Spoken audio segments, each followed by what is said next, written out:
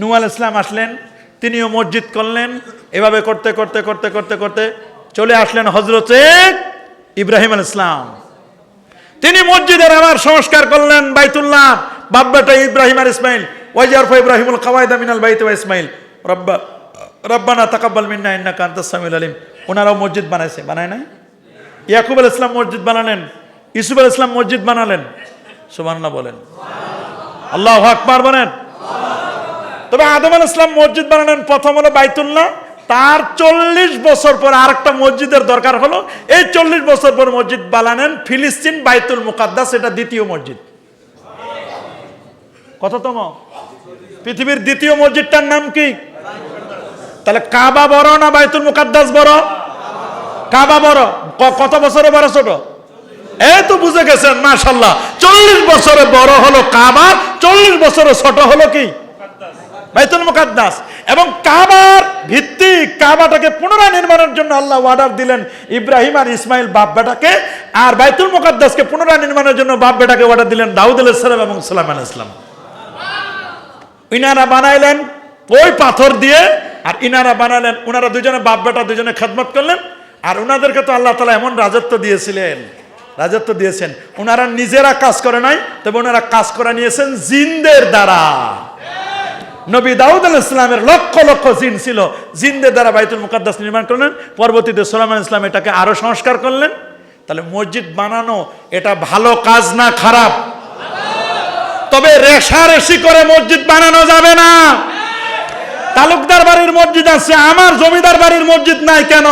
এইরকম রেশারেশি করে যদি মসজিদ বানান তাহলে মসজিদ হবে না। এখন তো খালি প্রতিযোগিতা চলে। এখন চলে কি? উনার বাড়ির মসজিদ হবে, আমার বাড়ির মসজিদ হবে না কেন? দরকার হলে একাই টাকা দিব। এইরকম রেশারেশি করে মসজিদ করা যাবে? মসজিদগুলো হবে আল্লাহর জন্য। কার জন্য? ইন্নামা ইয়ামুরু মাসাজিদাল্লাহি মান আমানা বিল্লাহ। মসজিদের তামির করবে, মুতাওয়াল্লি হবে, ইবাদত করবে, প্রথম শর্ত হলো ঈমানদার হতে হবে। মসজিদ হলো, আগে মসজিদ ছিল কাঁচা, মুসল্লি ছিল পাক্কা মুসল্লি, পাকা। আর এখন মসজিদ হয়েছে টাইলস করা পাকা, আর মুসল্লি হয়েছে একেবারে জম্মের কাঁচা। দোয়া কোনো জানে না, আত্তাহিয়াতু চিনে না, সূরা হাসর চিনে না, সাইয়্যিদুল ইস্তিগফার চিনে না, নামাজ পড়তে পারে না। আছে না? কি এরকম আছে না? নাই? আছে না? ফজরের মুসল্লি পাওয়া যায় না। ফজরের মুসল্লি পাওয়া যায় না, এক কাতারও হয় না ফজরের মুসল্লি। কোনদিন মসজিদ ইমাম আর মুয়াজ্জিন দুইজনে মিলে। জুমার দিনে মসজিদে মুসল্লির অভাব নাই। আর যদি প্রচন্ড শীত হয় তাহলে আজান না দিয়েও পারে। কে খবর নেবে? চৌধুরী সাহেব, তালুকদার সাহেব, জমিদার সাহেব, মসজিদের মুতাওয়াল্লি তো আদামরা।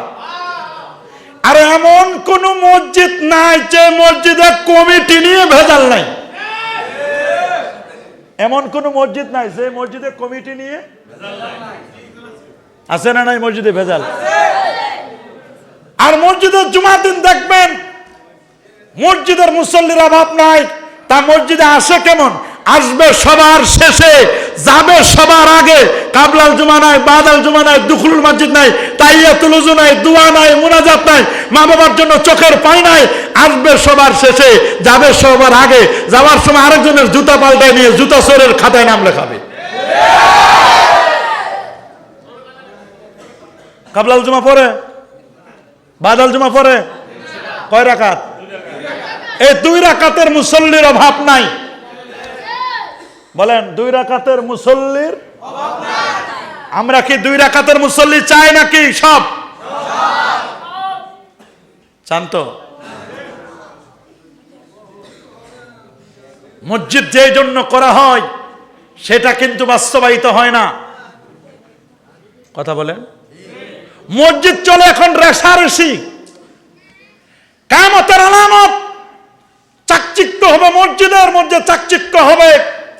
এমন টাইলসে নামাজ পড়বে নিজের চেহারা দেখা যাবে, কিন্তু গুনার সাগর, গুনায় ভরপুর হবে। আমি আপনাদেরকে অনুরোধ করব, মসজিদগুলো আবাদ করা দরকার আছে না নাই? মসজিদ আবাদ করবেন, বয়স্ক শিক্ষা চালু করবেন, মসজিদগুলোতে তাফসির চালু করবেন, মসজিদগুলোতে মাসলা মাসাইল চালু করবেন, মসজিদগুলোতে ভরপুর থাকবে। মসজিদে এতেকাপ করার লোক পাওয়া যায় না, এতেকাপ ভাড়া টাকা দিয়ে ভাড়া দিয়ে রাখার লাগে। এতেকাপে এতেকাপের মুসল্লি রাখবো ভাড়া দিয়ে।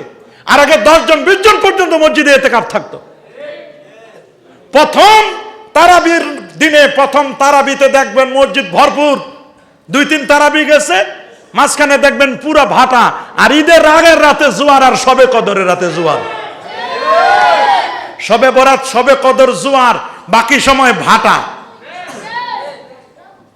বাকি সময় কি? আমাদের সব সময় জোয়ার হোক, আমরা তা চাই কি চাই না?